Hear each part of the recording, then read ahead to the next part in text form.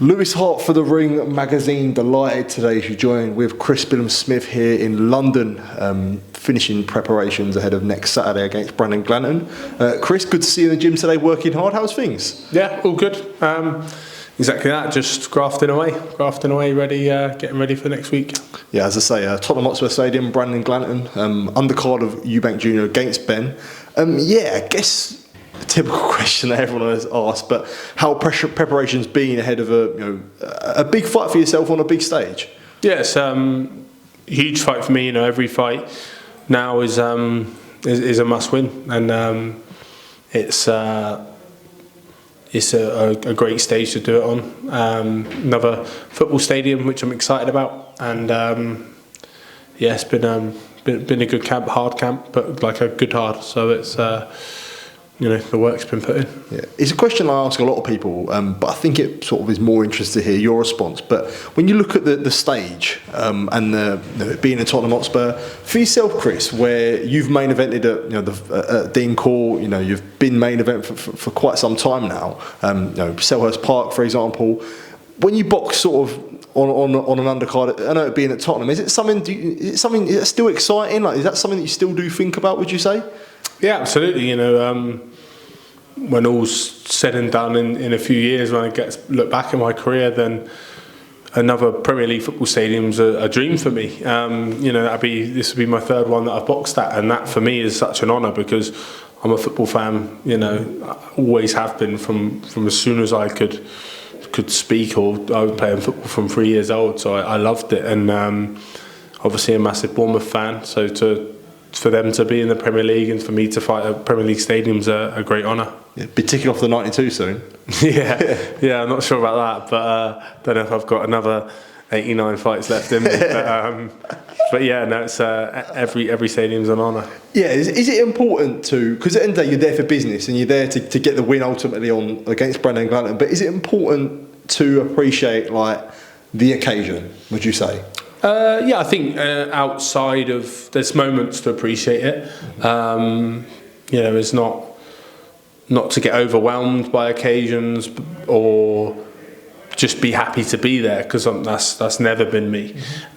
So I think for me it's in the moment now I've trained and I can relax a little bit, then I'm like, I'm grateful and honoured to fight there, but come fight night it won't matter. All I care about is what happens in the ring. So and then after the fight, then I can appreciate it again.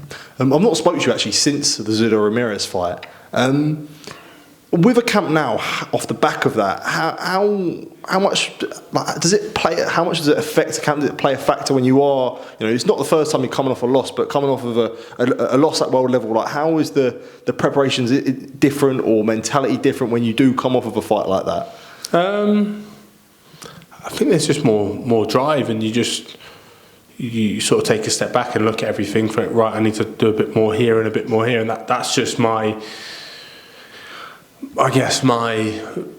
mindset towards it all. Is just that I need to build myself in certain areas and improve in certain areas, and that's kind of what it's about. It's just about that. Just getting better every day, and I think sometimes a loss can open your eyes to that more than a win can. How important is it, even for yourself, when you look back at what you have achieved? Boxing for a unification, having multiple world title fights. How is it? What is it like? I guess still having that drive that even come off loss. The route is still there. Is still goals to set in terms of things that you want to achieve.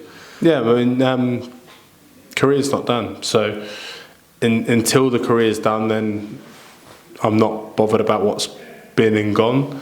It's good to know that I'm at that level and I'm world class, but now I need to keep proving that and prove it again and get back to world champion. I think I'm a bit of a perfectionist, so once you achieve something, you almost play it down. You beat this person, but they weren't that good anyway, or whatever it was. But that's kind of what I do. But then the goal ahead of you is always a mammoth task, and you have to prepare diligently for it and prepare properly. And that's always my mindset. I think when the time comes to retire, then I might be able to look back over my career and be pleased with it and talk about achievements and stuff like that. But when I'm in it, which I am now, and especially this close to a fight, it's hard to talk about what's been and gone, because I only care about what the future holds. That's what I was going to say. Obviously, as you say there, like being a world champion and then having that, the motivation's still sort of even losing it. Do you think the motivation's even stronger to win it back now, would you say? Yeah. Because you've gone over that mountain and it's almost like you climbed up the other one. Yeah, I mean, I always found it weird how people used to speak about, oh yeah, was there a two-time world champion? Like it was, most of the time it means you've lost it. Yeah. And it's like, well, I don't see that I never saw it as a positive. Which ideally it wouldn't be. You would only want to be world champion once and win numerous belts and add to it. But the situation I'm in, I realise now how hard it can be to become a two-time world champion, how the motivation changes and stuff like that. Like straight after the loss is a period of time to sort of figure out where your head's at. I had 6 weeks till the New Year's after my last fight, so that was a good time of processing and stuff like that. And then we got to start the new year with fresh mindset and driven, and more driven than ever. Do you think you appreciated being a world champion at the time? Yeah, definitely. I try and be grateful for and appreciate all those things, but at the same time, it's always what's next.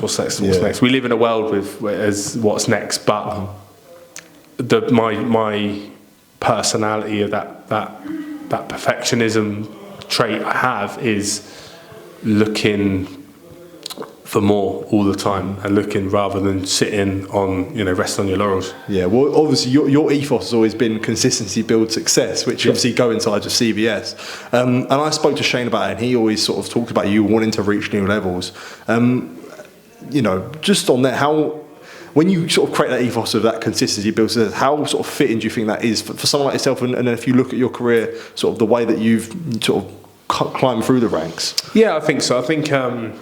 I have conversations with people a lot about that sort of thing, and it's half the time it's just about on the bad days you just got to keep turning up, and giving everything you can every day. And I think that's what I've done through the years. But it's not just in boxing. For me, it's my life. I want to be a better husband. I want to be a better father. I just want to be a better person in general and give more. Get the most out of me, and I think that is the whole thing behind consistency builds success. Is exactly that. It's just consistently searching for more and becoming better in every area of my life. Yeah, because I think I was following your Instagram and your Instagram stories. Was it the running every day that you was doing? Yeah, I did running every day in January. Ran every day. It wasn't like a huge distance, but I ended up doing about 130k I think that month. So like I said, not a huge distance, but some days were longer, some days were just getting it in because I only had 15 minutes, so I'd go and do a little 3.5k or whatever. But yeah, it was a good way to start the year, and that was kind of me just kick-starting, knowing that I wasn't going to be fighting until sort of late April, May. Is that something you've developed over time, would you say, or have you had that consistent level throughout your whole career, would you say, or life in general? I think I've always searched for more. I think it's understanding my own personality better. I'd say I understand who I am now, and the drive and I know I've mentioned it a little bit, that perfectionism is how to deal with that as a trait, because it can make you freeze in situations, and it's understanding that and using that as using it for your benefit. And I think that's like something I've always had, is just that strive more, and my expectations for myself are so high, and the standards I set are so high, and then they become so high for other people, and it's understanding that not everyone thinks like me. Yeah, of course. And that causes a few arguments sometimes at home.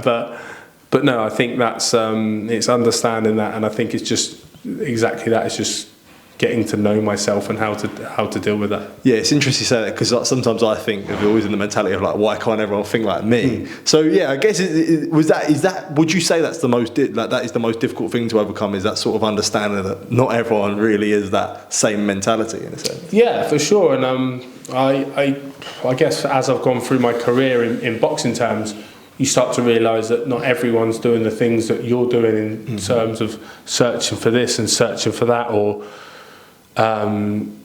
just trying to better themselves in every area and stuff like that. Some people just want to box, they just want to spar, they don't want to do the S&C. They might do it because it ticks a box, or they're told to do it, and stuff like that, but not everyone does it. And I just assumed when I turned pro that everyone had that mindset. And then I guess that's kind of why I was able to get to where I am.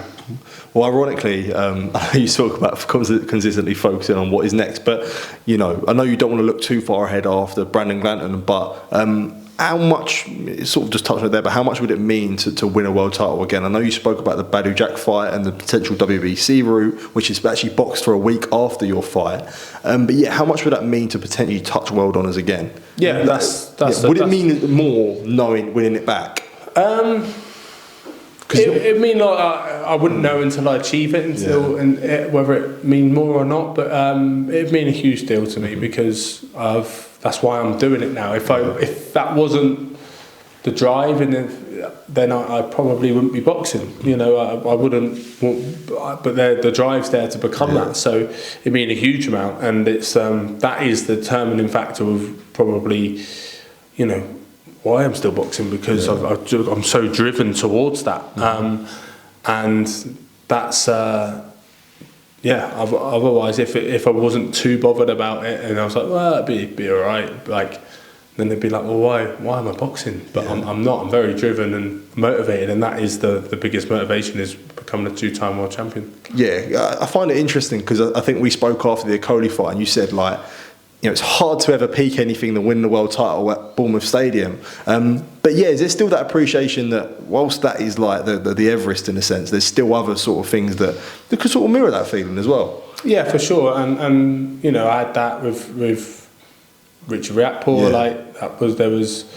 There's little goals that pop up along the way, which it doesn't, just because it might not peak that night, it might not outdo that night, then it doesn't mean it's not going to be an unbelievable night, an unbelievable feeling. I'm not trying to chase that high again. I think that's important. Yeah. Because it's the first world title, it's at the football stadium, all those sorts of things. It's hard to emulate that feeling, and such a massive underdog. I'll probably never be that much of an underdog again in a fight where people really write you off. Obviously, I was against Riakporhe as well, but that was the pinnacle at that point, and it was my first world title fight, and all those things, everything, all the ingredients that made it what it was, are going to be hard to emulate. Even if it was, you can't emulate that again. Yeah. So, but it's important for me to know that, so you're not chasing it, and you're in it for the right reasons. Because if you start chasing that, then I think you just end up spiraling down. For sure. Just touching on there about the WBC route, Badou Jack is boxing Mikaelean a week after yourself. Do you think, let's say, sort of getting through Glanton, the timelines match up well for you potentially getting another crack at the winner of that and another shot at a world title? Yeah, for sure. Timing wise, it depends what the plans are. It's an interesting fight. I can't really pick a winner. I don't know what shape Mikaelean's been in, because he hasn't had a full camp, hasn't known about it for that long. We tried to sneak in there and get that fight. I was just about to ask you that. When Jack's opponent pulled out, was there a chance of, look, can we potentially get in this shot? Was there conversation? Yeah, I got sent it. Riziki had pulled out. I sent it straight to bench film and said, get me that fight, because I want to win a world title. That's the goal, and if I can do it a week later than what I've already planned to fight, then obviously I'm going to go for that. But I thought it would be unlikely, given the timings and stuff. But yeah, we are where we are, and we got a fight to prepare for. Yeah, final through for myself. Do have to ask you about Lee Cutler taking on Sam Eggington this weekend. Obviously good friends with Lee, and must be excited for a real entertaining fight on Sunday. Yeah, I think stylistically it's a great fight.